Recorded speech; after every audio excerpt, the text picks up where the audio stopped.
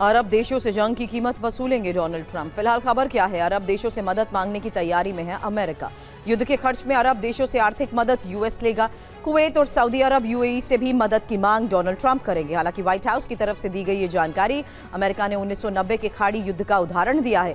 1990 की जंग में खाड़ी देशों ने यूएस को आर्थिक मदद दी थी। ऐसे में समस्या क्या? क्योंकि हॉर्मूज स्ट्रेट बंद होने से तेल निर्यात प्रभावित और हॉर्मूज बंद होने से अरब देशों को आर्थिक नुकसान। हालांकि ईरान खाड़ी देशों पर लगातार हमले कर रहा है और अमेरिका की परेशानी भी समझे, क्योंकि ईरान जंग में हर रोज 1 से 2 बिलियन डॉलर खर्च हो रहे हैं। इस बीच आपको हम बता दें, ये बड़ी खबर और तस्वीर एक एक जानकारी के साथ अब आपके सामने एक बार फिर रख रहे हैं, क्योंकि इस्फहान को जिस तरीके से टारगेट किया गया है उसको लेकर डोनाल्ड ट्रंप की तरफ से भी बड़ा दावा किया जा रहा है। आपको अगर सरल भाषा में समझाएं तो इस्फहान ईरान का वो शहर है जो कि एक तरीके से आप ब्रेन कह सकते हैं, दिमाग कह सकते हैं। ये वो जगह है जिस रणनीतिक तौर पर मायने इसलिए रखती है क्योंकि यहां पर ना सिर्फ न्यूक्लियर इनरिचमेंट को देखते हुए बल्कि ईरान की जितनी मिसाइल पावर है या ईरान की जितनी ड्रोन पावर है ये उसका गढ़ है। और यही वजह है कि इस्फहान को अब टारगेट करते हुए डोनाल्ड ट्रंप एक बड़ा दावा कर रहे हैं। लेकिन ये वो इस्फहान है जो ईरान का सबसे इंपॉर्टेंट और सेफ जोन माना गया है। और जो ईरान का ओवरऑल टेरेन है उसमें जिस तरीके से बड़ी बड़ी पहाड़ियां हैं, जिस तरीके से अंडरग्राउंड मिसाइल सिटी है, एक बड़ा सुरक्षा कवच ईरान ने यहां बना रखा है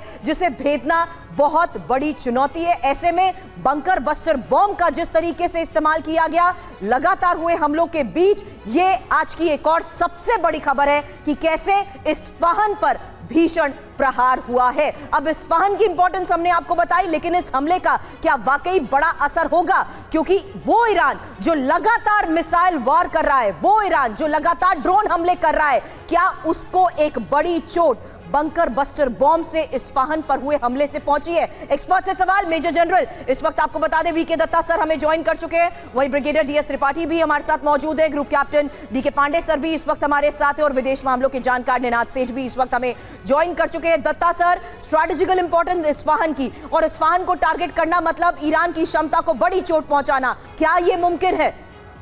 देखिए, ऐसा है, जहां तक ईरान के न्यूक्लियर टेक्नोलॉजी का सवाल है, इस्फहान एक बड़ा इंपॉर्टेंट सेंटर था। Exactly, sir. Uranium conversion centre था यहाँ पे। इनकी रिसर्च जो न्यूक्लियर एनर्जी और न्यूक्लियर टेक्नोलॉजी की रिसर्च यहाँ पे होती थी, और उसके साथ साथ में इसके बहुत सारे अंडरग्राउंड टनल्स हैं जहाँ पे इनकी इंपॉर्टेंट फैसिलिटीज़ को स्टोर किया जाता है। साथ साथ में इस्फहान में एक इनका मिलिट्री हेडक्वार्टर है और इनकी एक जो आयरन जो जिसको बोलते हैं इंडस्ट्री, जो मेटल स्टील की इंडस्ट्री है, जो खास करके जो इनकी मिसाइलें बनती हैं उनका मटेरियल, उनकी केसिंग यहाँ पे बनती थी।